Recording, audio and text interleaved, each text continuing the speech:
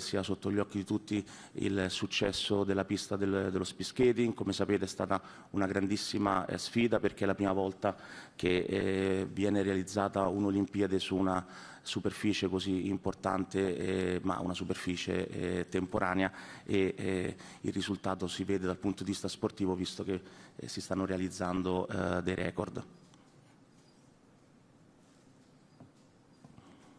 Christophe. Grazie Andrea. Do you mind if I go back to the opening ceremony? We, for quite a long time, have been speaking about the opening ceremony as one that has to work for the athletes. I'll go to numbers afterwards, but have you seen the comments from the athletes, especially those in the clusters? Outstanding. You know, the day after I just saw Madame Goggia and then Madame Brignone commenting on the experience of a lifetime, and can I say that puts a smile on everybody's face, including you, I would hope, because demonstrating that this ceremony can work and can for the first time involve all athletes, including those up there in the mountains, is fantastic, and I really love the comments they made the day after. The ceremony worked from all standpoints, actually.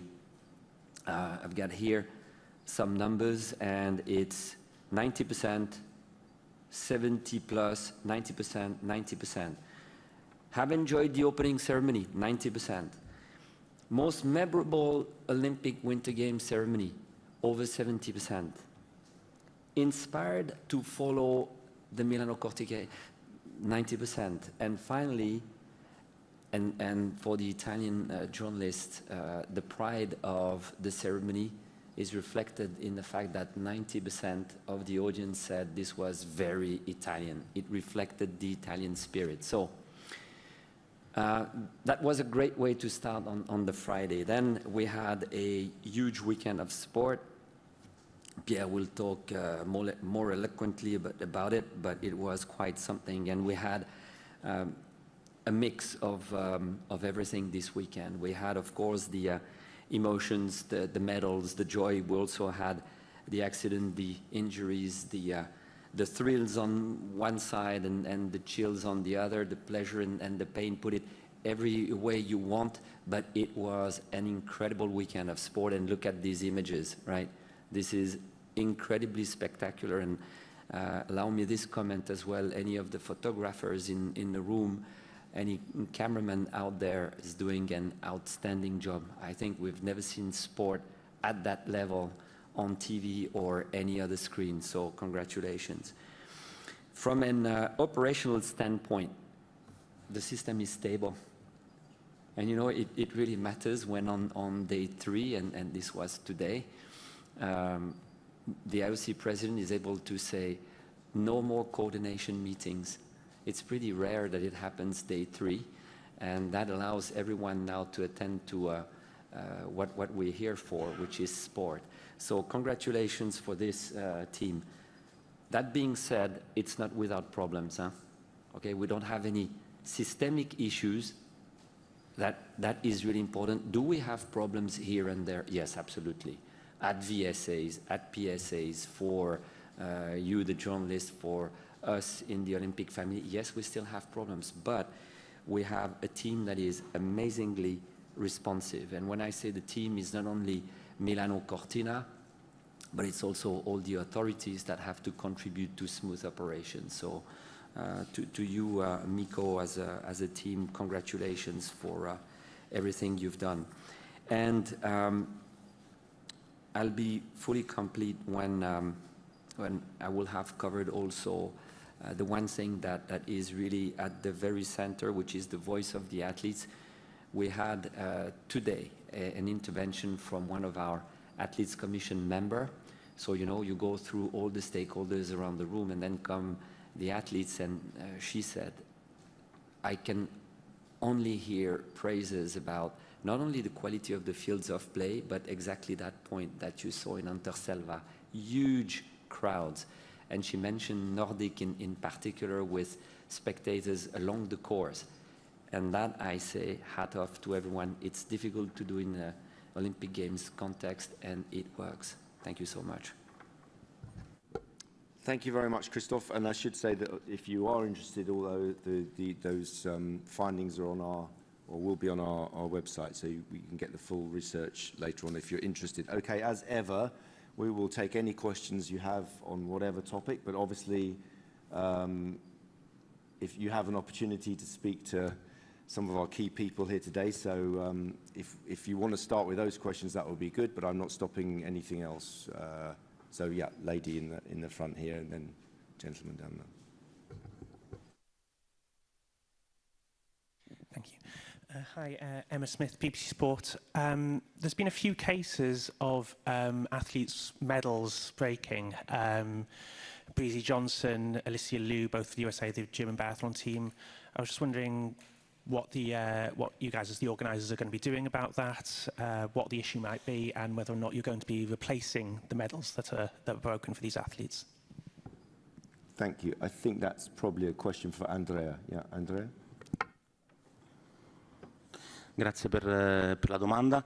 Siamo a conoscenza della situazione, abbiamo visto le immagini, ovviamente stiamo cercando di capire nel dettaglio se esiste un problema, ma ovviamente abbiamo massima attenzione a questa vicenda, essendo la medaglia il sogno degli atleti, e quindi vogliamo che ovviamente nel momento della consegna tutto sia assolutamente perfetto, perché lo riteniamo davvero il momento più importante, quindi ci stiamo assolutamente lavorando. Sorry, I don't actually have the translation, so I couldn't. Would it be possible to have an answer in English? That's my fault, but would it be possible to have an answer in English? Nessuno. Maybe we can give you an answer afterwards, save everyone hearing it again, if that's okay. Have you got a translation system there, or? Okay, can we? Has everyone got translation that needs it? Yeah, I think so. Okay, gentleman here, and we'll move slowly back. Yeah, my French colleague there. Bonjour, merci Marc. Je vais poser ma question en français. Bruno Fraioli de sportbusiness.club. Concernant les billets, vous avez parlé des billets. Pouvez-vous nous faire un point aujourd'hui? Combien de billets vous avez vendus aujourd'hui sur l'ensemble des Jeux? Et par ailleurs, félicitations pour l'équipe d'Italie qui effectivement décroche beaucoup de médailles. C'est pas encore le cas de la France, ça va l'être.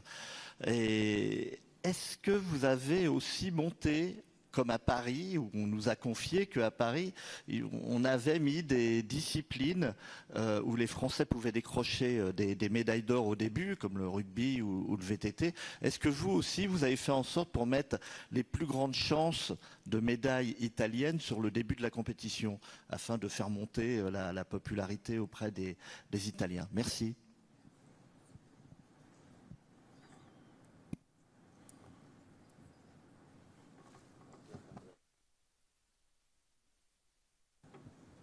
Buongiorno, grazie per le domande. Allora, per quanto riguarda la biglietteria, come abbiamo detto prima, è davvero un grandissimo successo. Sono stati venduti, per dare un numero preciso, 127.000 biglietti nei primi 3 giorni di competizione, e invece il numero complessivo si aggira intorno al 1,2 milioni, quindi è un grande successo che ci permette di poter affermare che nella maggior parte dei casi abbiamo il tutto esaurito per le varie sessioni. Okay, let's go back to Reuters there. Just Carlos in the front here. Ah. There was a second question. Ah. Which was for? Which was for the disciplines at the start. Yeah, so.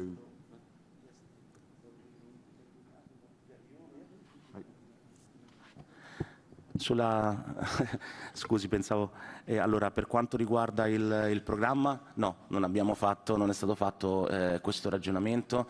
Ovviamente l'Italia ha il vantaggio di poter giocare in casa, ma non può avere ulteriori, chiamiamoli, favoritismi, quindi il programma è stato programmato esattamente come doveva essere, senza nessun cambiamento specifico.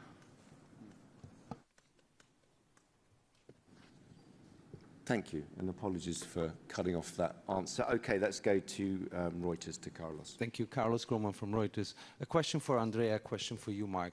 Andrea, how important is it that Italy has been successful at the very start of the Games? We've seen past Olympics, also Winter Olympics, where the hosts have struggled to shore up enthusiasm because of a lack of medals. So how important is it that the host has been collecting medals from the very start? And a question for you, Mark, because I probably won't get a chance again. President Trump called your invited athlete, Hunter Hess, a real loser. Is Hunter Hess a real loser? Thank you.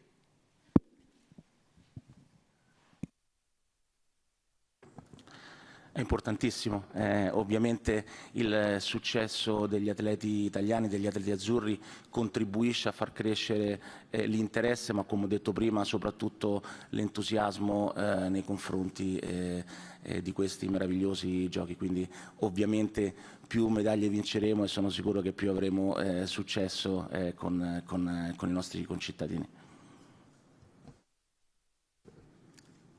Thanks. Carlos, it won't surprise you to know that I'm not going to add to the should we call it discourse. I won't comment on the statement of the President of the United States, nor would I on another head of state either. I think USOC, USOPC have made a statement which is out with the media, and I think we join ourselves to that statement. I don't think I've got anything more to add at this stage. Okay, let's go FRZ. Thanks, Mark. Sorry to follow up on Carlos' questions and try one more time, but it seems like the host of the upcoming Olympic Games is making the allegiance of athletes of his country to his political program the basis for his support or his allegiance, I suppose. I don't know the exact term, his support, let's say. Is that something that concerns the IOC? Because obviously this would seem to run somewhat contrary to the assumption of a neutral games and support for not only athletes from America in that case, the host country, but potentially athletes from all over the world. If you're not with Donald Trump on political standpoints, then he's not happy for you to compete, I suppose. That's how I read his message. Is that something that the IOC has to consider and in dealing with his administration? Thanks. As I say, I'm not going to add to the discourse because I don't think it's very helpful to heat up any kind of discourse like that. What I will say is what I said the other day, that we have a very good, and not only us, but the USOPC have a very good working relationship with the administration, and that can only be a good thing for debate and discussion going forward and for delivering good games. And I think that relationship is always a key one in delivering games. But on this actual discussion, I don't have anything more to add. But I'm seeing Tariq, so maybe he wants to have another go. Yeah, Tariq Payne from the New York Times. Question for the Italian organisers. In terms of athletes who are targeted in this way, this is the President of the United States who's called an American skier, I think, a loser. That brings a lot more focus on this particular athlete. When you have situations like this, does it change the security profile for an athlete like this who suddenly becomes, potentially targeted, suddenly a person in the news? Do you have to change what you were planning to do when things like this happen? And do you have contingencies for things like this? Thank you. Tariq, I will pass it over, but I would say we don't talk about security issues in public, so I think it's very unlikely that Andrea... Andrea, you can ignore Mark if you like. It's okay. Grazie per la domanda, ma in realtà ovviamente noi prestiamo attenzione a tutte quante le varie vicende, ma non ci sono situazioni che determinano necessità di ulteriori e particolari attenzioni. Abbiamo un sistema di sicurezza per tutti gli atleti, ai villaggi, nei loro trasferimenti e nelle venue, quindi il sistema, come è stato anche detto, è un sistema stabile, quindi non ha bisogno di ulteriori incrementi. Poi quello che che noi vediamo, rispetto a quello che ho detto prima, nei villaggi il clima è assolutamente sereno e da parte degli atleti e di grande entusiasmo, quindi non c'è stato per il momento nessuna necessità di rivedere alcun piano. Okay, let's go over if there's any questions on this side. Yeah. Deseret News, let's go to Salt Lake. Mark, Lisa Roche from Deseret News, Salt Lake City, Utah. I'm wondering if in a more general sense to address the issues raised by the U.S. President, his attitude toward players that do not seem to support the views of his administration, I'm wondering if you have a larger message as the IOC and perhaps Miko as well to the fans in the world, in the US, but in the world in general, about mixing politics and sport. Should we all be rooting for all of the athletes to do well? And should we be looking at this event through a political lens in any way? Thank you so much. In general, I think in general, clearly, I'm not going to tell spectators how or why they should consume the games.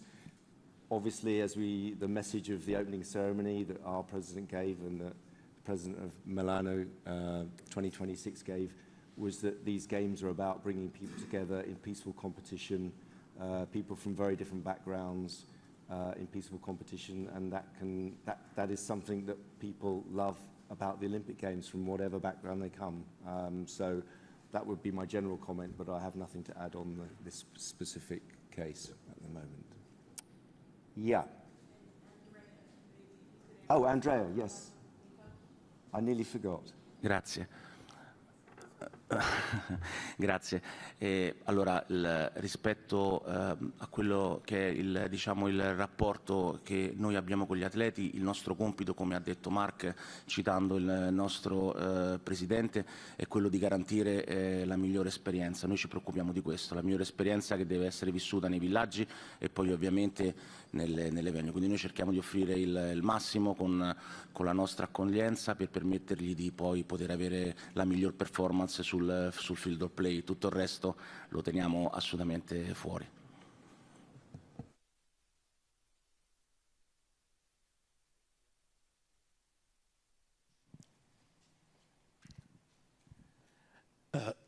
Andrew Costellum, Sports Illustrated. Buongiorno a tutti. I wanted to ask, I know we talked about this the other day, but I wanted to ask about the drone cameras, because the public seems to be more and more captivated by this as we go along. And so I wanted to also ask about the way that athletes are responding to this. And also, you mentioned the other day that there was measures taken to make sure that this wouldn't affect their performance. So I wanted to delve more into those measures, if you could. Yes, thank you for the question. As we mentioned yesterday, I think obviously when you prepare the broadcasting of a competition like this, you spend quite a lot of time practicing, trying to test, including with some of the highest level athletes, to make sure that the distances are right, to make sure that the noise level is right, to make sure that there is the minimum level of disturbance. So that's something that we have worked at a lot to make sure that we can produce the images that you see, which we are very proud of and are really innovative when it comes to perceiving the action that we saw over the weekend, but making sure that it doesn't come in the way of performance. So it is an evolution, for sure. People are not used to see maybe the shadows on the field of play or to hear the noise. It's different, but the integration of the performance and this seems to us to be something we can absolutely manage and gives the result that we've seen over the weekend. So we're very happy with it. And if you want a bit more detail on the kind of technical side of things, I think we have Yannis Exarchos, who's in charge of Olympic broadcasting, will be coming on the 18th of February, I think. Happy to talk to you about how that's kind of evolving, because it's an evolving technology still. Yeah, there's a gentleman at the back here who wanted to ask a question. Thank Ian Axon from Reuters Television. On the Lindsey Vonn crash yesterday, I don't know who's best placed to answer, but first of all, did the rescue operation go as quickly and as smoothly as expected? And then it's ignited a debate as to whether athletes should be competing if they're injured. Are the IOC sort of satisfied that enough is being done to protect athletes from themselves? Yeah, I think that's one for Pierre again. Pierre? Yes, thank you for the question. First of all, obviously our thoughts are with the athlete and with this tough injury, but I think it's clear in the downhill we give athletes opportunities to train to make sure that they are able to go down the slope in the way that it should be for all the athletes. So that happened. She was able to train and made the choice with the excellent team that she has to take part. So from that point of view, I don't think we can, say that she should or shouldn't have participated. This decision was really hers and her team to take. She made the decision, and unfortunately it led to the injury, but I think it's really the way that the decision gets made for every athlete that participates to the downhill. Can go as quickly as, I mean, you can answer, but I mean, they got there very quickly. But yeah, I mean, maybe it's even for Andrea, but I think for Lindsey Vonn, or for all the athletes that had falls on that day, I think we could be very happy with the level of response and how the situation was handled. Yeah, I think that. Sì, grazie.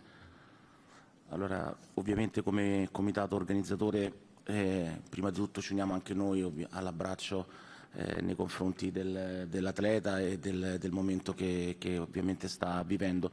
Per quanto riguarda le operazioni, abbiamo assolutamente rispettato quello che è il protocollo in queste situazioni. Credo che questo sia stato visibile a tutti, e quindi noi abbiamo per ogni disciplina un piano previsto per la tutela e la salute degli atleti, che ovviamente di nuovo è uno degli elementi centrali delle nostre attività.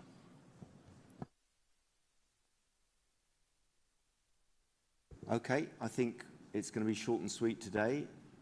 We have a question from our games spread out in the mountains. So, yeah, please. Here first.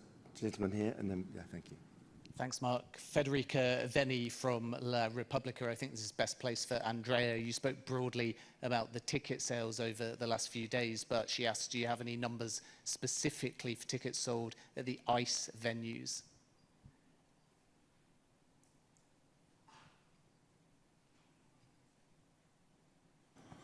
Sì, ovviamente esistono dei numeri precisi per ogni venue e soprattutto per ogni sessione. Innanzitutto colgo l'occasione per correggermi, se no i miei colleghi della comunicazione mi rimproveranno. Per le prossime settimane i 127.000 biglietti sono riferiti ai primi 2 giorni di competizione. Comunque sì, abbiamo un dettaglio analitico, ripeto, venue per venue, sessione per sessione. Per quanto riguarda le venue di Milano e del ghiaccio, abbiamo queste informazioni, ma quello che possiamo condividere è che abbiamo sostanzialmente in quasi tutte le sessioni lo stadio completamente esaurito. Okay, I think we're going to do final question here, yeah. Philip Barker, this is actually on behalf of the cricketer, looking ahead to LA 28 on the day that Italy play in the T20 for the first time. Pierre, it's for you. The T20 qualification process, where are we on that? Because we've been promised that that will be announced, and I've seen nothing on ICC, nothing, you know. What's happening with the qualification process for cricket in 2028? And where are we, please? Yes, thank you. That's a change from the discussions of today. But as you've seen, we validated already a number of qualification systems at the end of the year. We validated a few more during the executive board in Milano, and there's a few more still to come. We have time until June, so we are working with all of the international federation to make sure the systems are following the due process. They are meeting all the criteria, so there's nothing to be worried about. It's just that we have to do all of the qualification system by June. So it's just a matter of time for this particular qualification system to be approved, but we are actively discussing with the federation. Thank you very much, Philip. We always have time for questions on cricket at the Winter Games, so thank you very much for that. Yeah, I think there's a final question at the back there. No? Okay, we're done. Thank you very much. We have a surprise guest tomorrow. It's such a surprise, I don't even know who it is. So we will bring you one of our team tomorrow to discuss a particular issue. But thank you very much to the top table. Thank you very much, everybody.